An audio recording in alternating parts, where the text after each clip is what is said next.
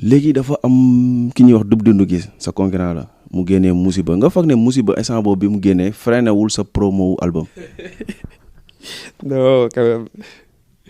non freiné wu ko non. parce que instant boobu bëri na coow li bëri woon na gars yi musiba génn na jékki-jékki ñu ne déggatuñu ngaa ko fii xam nga kii di def clip kii di def ay du bëgguma def publicité def ci télé yi nga def concert kee dem def ñu ne non musiba dafa fay album ngaa ko yow nan nga gisee loolu. non loolu peut-être genre appréciation disons perso ah man musuma dégg fu ñu ne mënu ko fay. non never bokkul sax quoi en fait c'est-à-dire j'ai dit li ma doon wax depuis le début mooy néew ma kenn du teggi album Secret 7 waxuma kenn du ko teggi mais pour nga teggi album Secret 7 foog nga liggéey lu ëpp lu ma liggéey pour nga teggi ko après mun nga def si sa benn morceau benn single sa énergie bi nga bëgg yëpp nag mun nga ko def mais du bouger loo Secret 7 c'est-à-dire loolu du je le dis pas pour ego trip mais xel sax du ko nangu quoi du sax album mëntu wala projet wontu mooy bouger loo Secret 7 waxuma la ak benn morceau c'est impossible yeah. Récemment def nga actualité yow dem naa fi def interview ak Dip Doundou Guiss mu ne am na benn deal bu ñu leen boole woon boo xamante ne ça vale de 30 millions wala plus sax deal boobu nu mu demee. waaye gis naa ko et puis bon dëgg la c'est-à-dire c'était benn business bu ñu proposé quoi xam nga et mënoon naa si sax bañ a rebondir quoi mënoon naa si bañ a waxaat mais des fois c'est un peu important ngay leeral peut-être deal bi mooy unième deal boo xamante ni proposé nañu ko ñu ñaar waaw et musuma si wax même bii bu si waxul woon aussi man doon ma si dégg peut-être wax na si et puis li mu si wax mooy business xaw ma genre on parle de business et business suma ak moom wala xaw ma je sais pas nan la expliquer quoi en fait juste si li may expliquer si loolu mooy man contacté nañ ma biñ ma contacté wax ma proposition bi et je dis je suis open genre anyway on le fait ñu négocier man j'ai accepté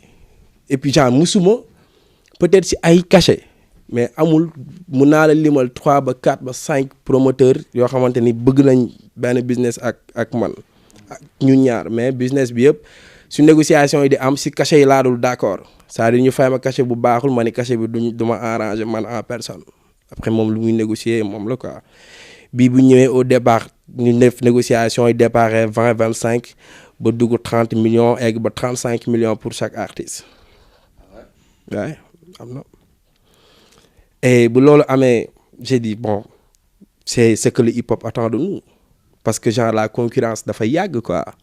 et chaque jour ku nekk da ngay nekk sa ruq di wax xam nga maay king wala maay lii maay lee c'est normal bu ñu demee ba toll ci benn niveau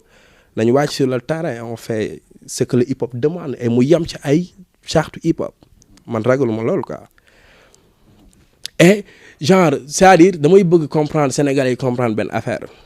je suis pas du genre boo xamante ni ku xam ngaa ko du ma bëgg di wax ay affaires yu néfaste wala yu négatif ci artiste quoi bëri na nag lu ma dund ci hip hop Galsen bëri na lu ma xam ba pare toogaale ko mais des fois je vois que bu nit di dem bay essayer de temps en temps di la essayer di la mettre en mal ak nit ñi il est temps nga poser la question dan laa ko def quoi c'est pas xam yaa ngi comprendre ce que je veux dire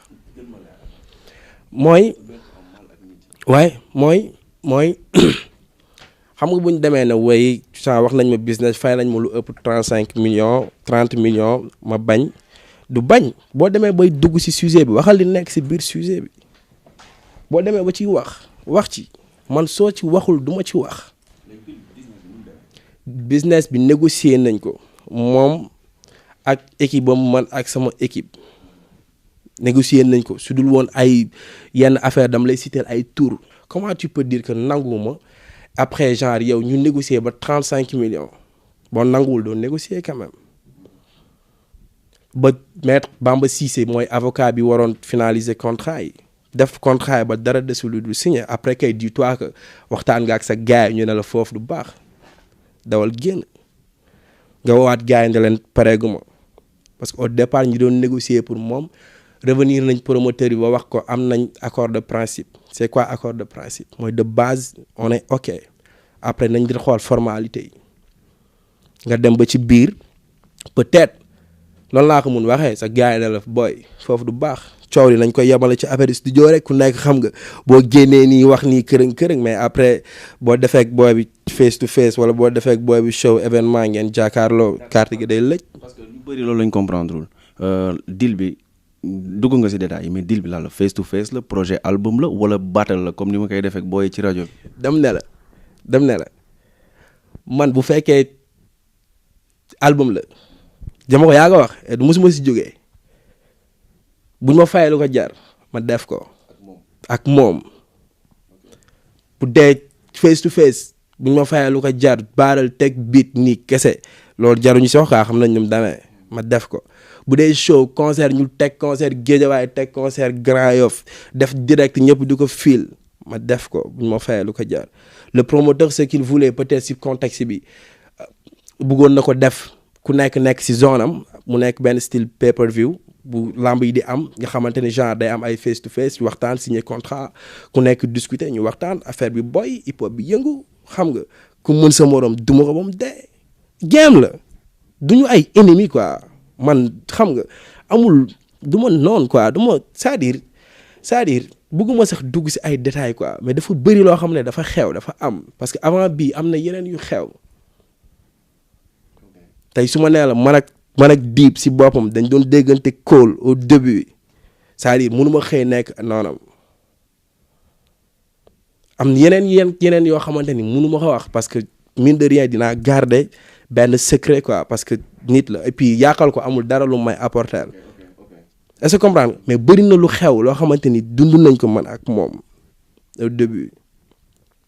dañ doon toog ñuy wax kaf waaye ngaaka booy waxal sa booy gaañ damay yéeg concert ñu naan ma ay ngaaka wala koy pour yow kese yaa koy dund dañ koy waxtaanee après bu game jotee ku nekk na wane ni maa mën ku nekk na wane ni maa fi ne. mais ngaaka moom tamit am na droit ñu tegal ko business mu ne man maa bañ wala. déggoo ma de ñaari affaire dafa am ñu tegale business nga ni du ma business ak kii maa bañ loolu garaawul. xam nga am na mbër yoo xamante ne dañuy taxaw ne du ma bëreeg diw léegi li tax ñu koy wax nag ñoom la mais buñ nee la dañu bëgg nga bëreeg kii nga ne waa d'accord nan lay demee ñu ne dañ leen la fay 20 millions nga ne du ma arrangé bañoo de nga wax li nga bëgg ñu dem ba valider la ko et puis promoteur wax naa ko de naa ko su bëggee ngeen wàññi sama cachet ngeen tegal ko ngeen dolli ko mu ñëw ñu géem. mais ngaaka yow fit boobu yow fan nga ko teg yow da nga foog ne par exemple yaa ko daax raab wala dafa am loo xam ne yaa ko ëppale wala. c'est-à-dire cool it mën na bëri mais fii ku wéet ku nekk dugg sa néeg toog doo dof après wax ji mën na bëri jaar yi mën na wuute yenn mbir yoo xamante ni kenn du si mere kenn mbiru yàlla la mais ku dugg sa néeg toog wéet. yow kese xam nga ki la mën ak ki nga mën te ki nga mën xam nga loo ko ëppalee du ay c'est-à-dire du ay excès de confiance wax naa ko benn jour quoi c'est-à-dire ne hip hop bi dafa war a am yi parce que après au finish clash yi day bëri ku nekk da ngay dugg sa studio def sa ay 4 bar yéeg wàcc xam nga ne maay king wala maay lii et je dis en parlant de loolu di naan booy xool ay king hip hop wala ay king amu fi. king day am par force. mais léegi critère king fa lañ ko teg yow. xam nga critère king mi ngi nekk fan. ci fépp fépp nag laa de mooy li nga ëppale nit ki ñëwal nga teg ko ci table bi quand je dis li nga ëppale nit ki lépp nag sur tous les plans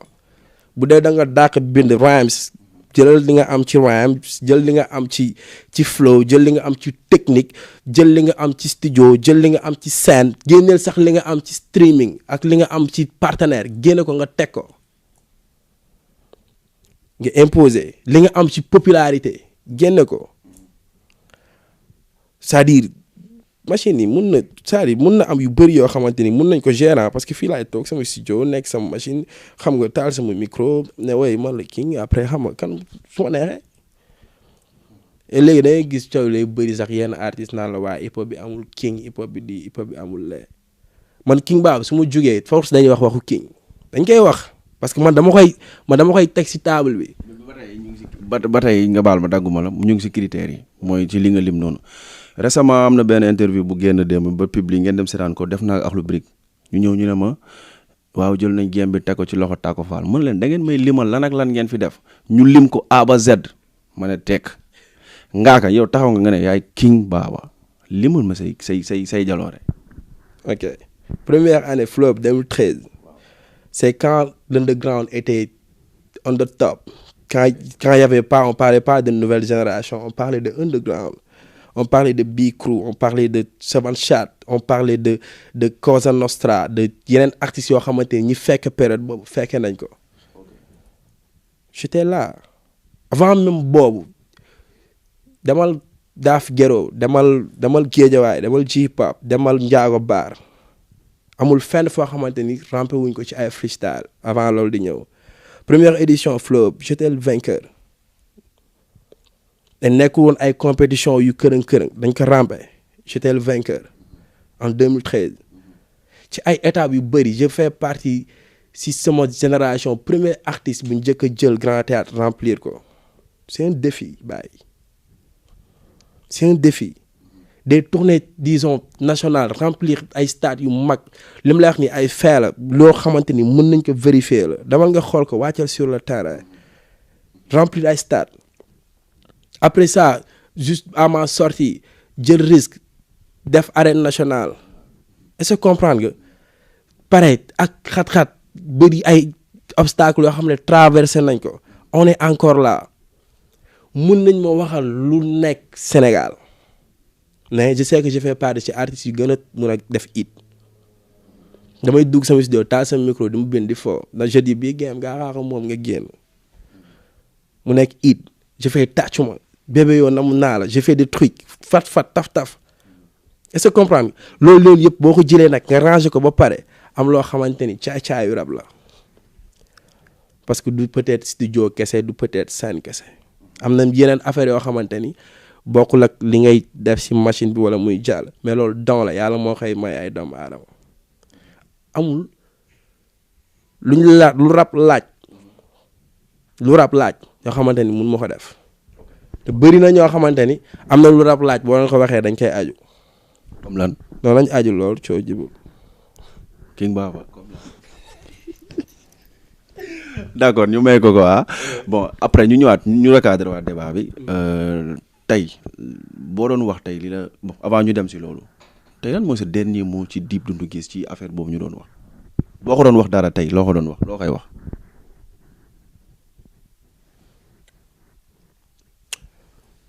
je veux vraiment comprendre ko quoi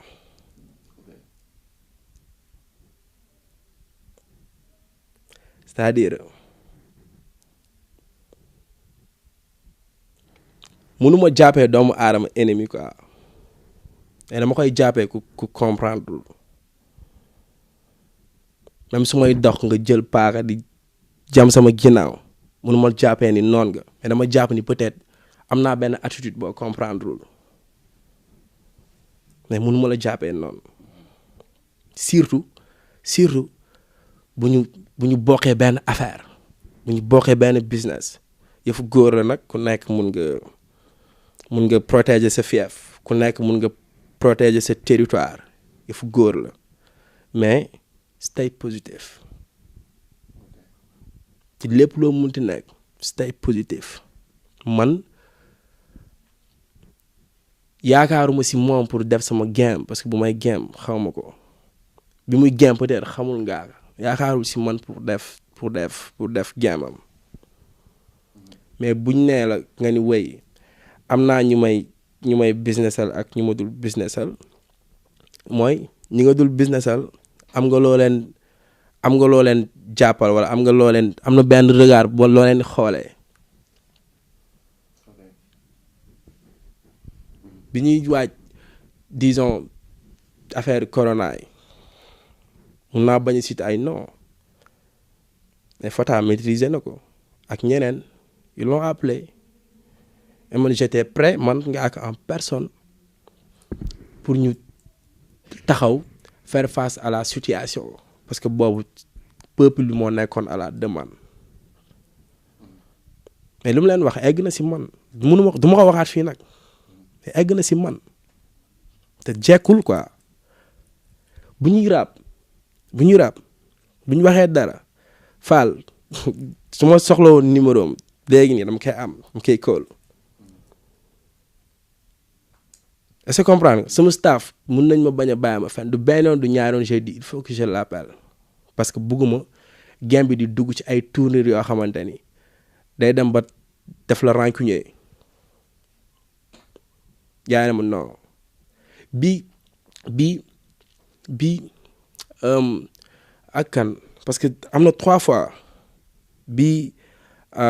Barack Adama di finaliser albumam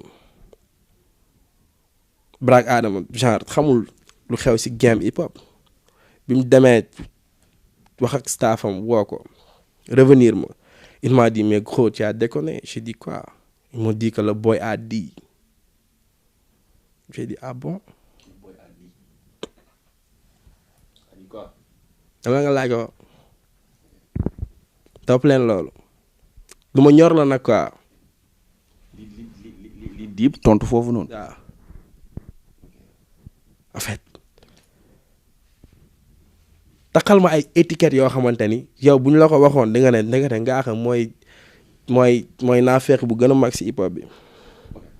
bon bëgguma sax ñu dugg côté boobu mais Ngaaka comme li nga wax nga ne jëm nga ko call tout le temps seen sa staff. non demoon naa ba di ko call parce que seexoon nañ ko. parce que en fait pour affaire bi bañ a jël beneen tournure parce que gis naa ne ça te tient à cœur. c'est-à-dire du jël pour man du jël benn tournure du mus a jël benn tournure.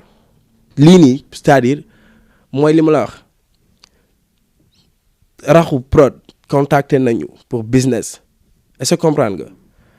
ak kan y a 3 autres gars yu ñu contacté pour business ba bii bu si waxul woon man doo leen ma si dégg chaque jour damay toog di plané ne waaye hip hop bi dafa war a deex gars yi nañu tëgg baareel yi xam nga gars yi kii foofu ay contrat mi ngi ci suuf mais je garde le secret parce que c'est pro. mais bu demee ba wax si après day mel ni Ngaaka moo bëgg business bi wala moom si business bi si moom la dépendre wala man maa ko forcer wala man ak lii doo ma si dégg doo ma si wax damay continuer def sama game mais boo demee ba wax si nag bul wax ci kaw mais waxal li nekk ci biir du ay juboo du ay soxlawu ma sax loolu ci game non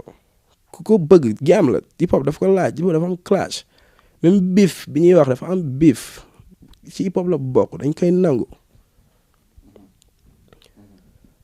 est-ce que comprendre ci biif ci hip hop la bokk yaa sama boy disons Sori def na benn morceau ci ay clash mata di def ñu seq ko ak bes game la ay génération lañ bàyyi leen ñu boyal mais après wéy xam nga mënuma comprendre si ay clash ñu ciy wax ay xam nga ay nit yoo xamante ni seen yaay dafa dee xam nga du loolu du yow bàyyil booy ñu défendre seen ay affaire